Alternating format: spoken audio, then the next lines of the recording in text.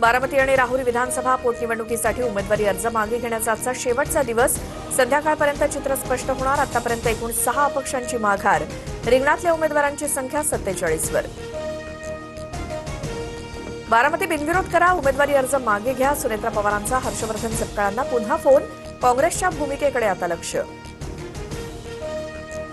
बारामती पोटनिवडणुकीमध्ये भाजप मोठा भाऊ म्हणून पाठीशी उभा राहील. सुनेत्रा पवारांना निवडून आणण्यासाठी आवश्यक ती सर्व मदत करणार. सुनेत्रा पवारांच्या भेटीत मुख्यमंत्री फडणवीसांचा शब्द.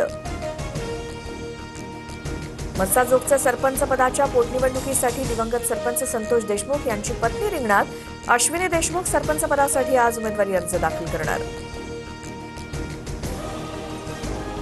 आदित्य ठाकरे आज शाखा प्रमुखांना मार्गदर्शन करणार. शिवसेना भवनात शाखा प्रमुखांची बैठक.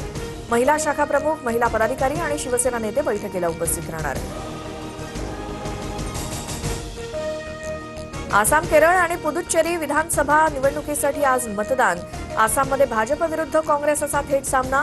केरळमध्ये 140 तर पुदुच्चेरीमध्ये 30 जागांसाठी मतदान होणार.